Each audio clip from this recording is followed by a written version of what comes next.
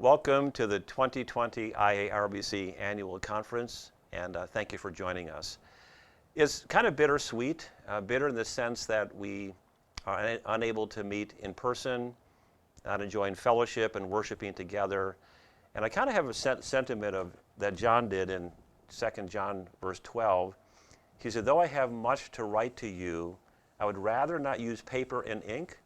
Instead, I hope to come to you and talk face to face so that our joy may be complete. And having read that, I can share John's sentiments that though we can connect digitally, it'd be much better to do it face to face. But it is sweet in the sense that we can still conduct business, connect with resources and ministries, and still communicate the Word of God as far as God would take it.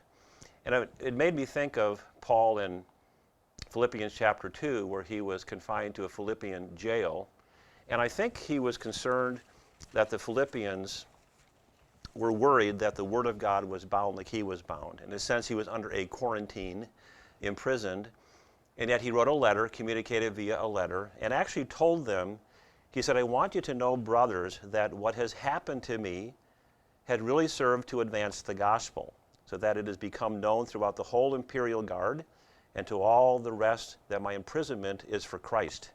And most of the brothers, having become confident in the Lord by my imprisonment, are much more bold to speak the word without fear.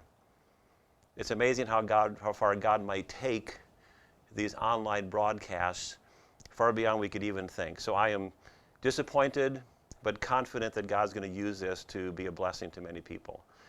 Registration, I encourage you to register. You can do that through tomorrow, Tuesday. It might sound strange to ask for registration, but we do have expenses. We think the content is valuable and it's part of our budget. And we'd encourage you also, a stranger request, to consider giving an offering. Encourage churches to send a check if they can. Individuals can give online or mail a check as well. And encourage you to support the ministries of our fellowship that would last throughout the year. You'll find a conference page on our website. Everything you need to access is here, we hope, in the form of links. Our general sessions with Mike Hess and myself. We have workshops recorded and a video conference and when and how to join it. We have sermon and workshop notes to download where provided. We have a youth workers roundtable, video conference live and when and how to join it as well. A conference booklet with bios and reports and a schedule, a displayer's information, and actually conducting a business meeting. Sean Lumber will have a financial report and a time of great rejoicing as churches have really stepped up to the plate and really given beyond what we could ever ask or think, and a new budget for the next financial year. We also conduct some voting. Will Hatfield has a video to explain how the voting is going to work. There'll be a link to a ballot will be emailed to registered voting messengers. So you'll get an email invitation to join that. And hopefully there are ballots will be received by this Friday, April 24th. Ministry partners will have videos, some of them, on our website. And we're really hoping to have an online prayer time scheduled for Tuesday morning at 8:30 and information how to join it.